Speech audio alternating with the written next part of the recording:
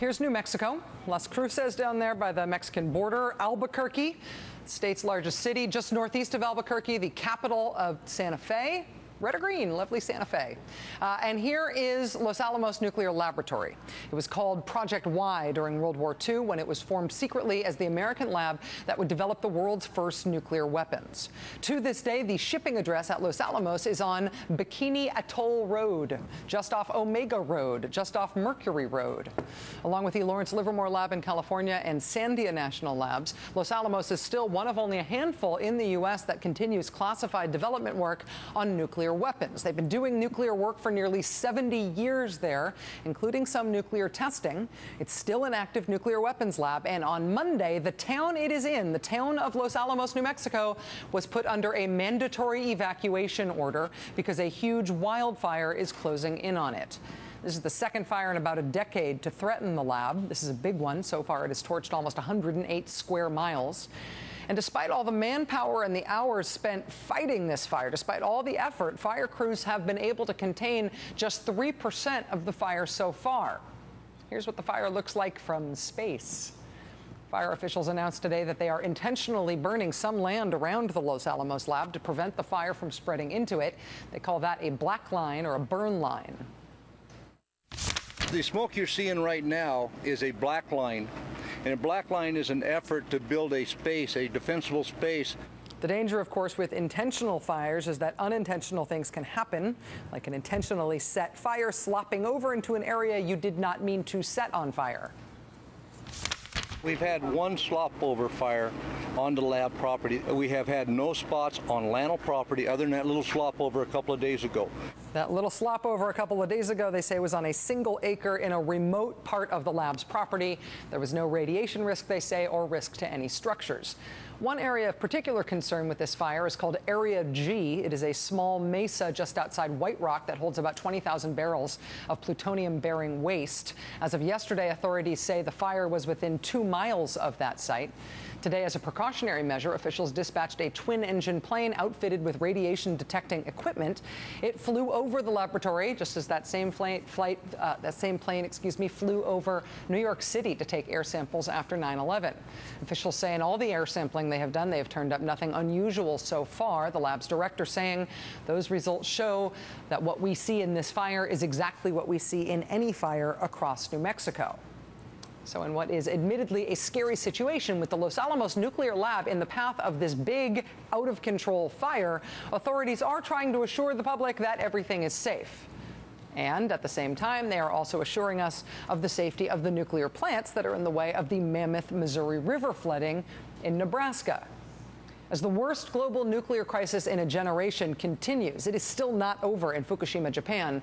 America's crop of 40-year-old nuclear power plants and even older nuclear facilities like Los Alamos are frankly being tested at multiple sites around the country by the elements like they have never been tested before. And that ultimately is a test of our faith in the agencies that are assuring us every day now that everything is still safe. Joining us now is Congressman Ed Markey of Massachusetts, a senior member of the Energy and Commerce Committee and a ranking member of the Natural Resources Committee. He has served on committees that oversee nuclear issues for 35 years. Congressman Markey, thanks for your time tonight. Good evening, Rachel. How is your faith in the agencies that are assuring us about the safety of our nuclear sites under stress around the country tonight?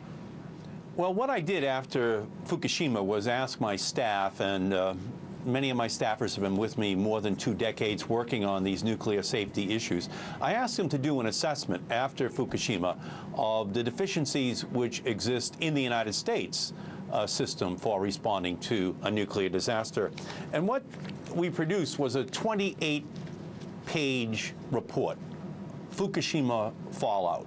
That is, where the problems exist within the United States nuclear safety system. And this is a blistering, scalding indictment of the system that we have here in our country. There is still too much of an assumption that things can't go wrong, that a tsunami can't hit, that an earthquake won't be that bad, that a flood can't do the damage, that a fire can't cut off the electricity to a nuclear power plant, triggering a meltdown. And instead of having a little bit of humility in the face of all the lessons which which Mother Nature has been teaching us this year, unfortunately, too many people at the Nuclear Regulatory Commission, I'm not talking about the chairman here, but many of the other members of that commission still refuse to learn those lessons. Why do you think that is? What explains the sort of mistaken mindset or mistaken sort of footing that the regulatory bodies here have toward the industry? Is there too much, I guess you're hoping for a more confrontational relationship with industry, and they're looking for a more cooperative relationship?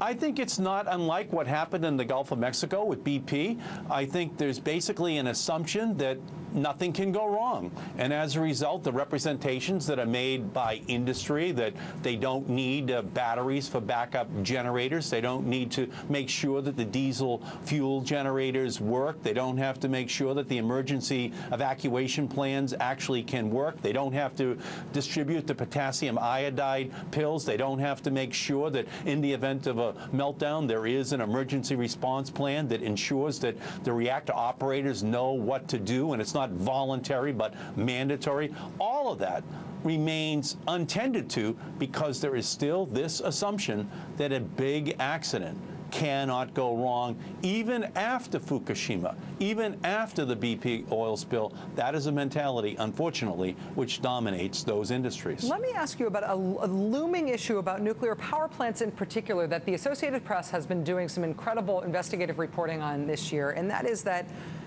essentially all of the country's nuclear power plants are hitting the end of their planned lifespan at the same time. They were all built 40 years ago to last 40 years. Do you believe, after all your experience overseeing this industry, do you believe there's any way to retrofit an old fleet of nuclear power plants to be safe and to handle the real threats that we face today?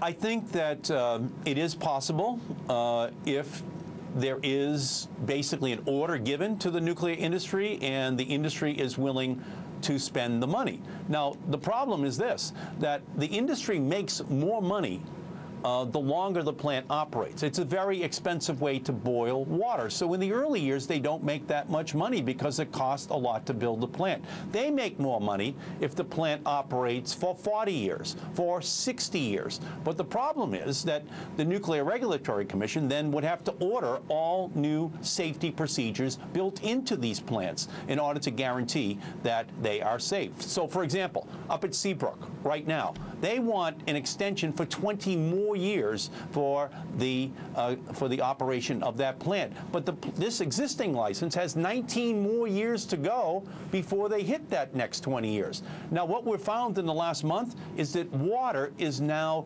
corroding the concrete at that plant where it protects safety features. Should we give them another 20 years right now, even though there's 19 more years to go on the license? Or should we wait, learn all the lessons of where safety might be compromised, mandate that they have to build in those safety measures as a precondition to getting the extra 20 years. The Nuclear Regulatory Commission, believe it or not, since Fukushima has given 5 new 20-year extensions to these already old nuclear power plants without mandating the implementation of any of the safety lessons from Fukushima. That's what's scary. That's what makes you believe that the lessons haven't been learned, that the industry, unfortunately, still looks at the NRC as a lapdog and not a watchdog.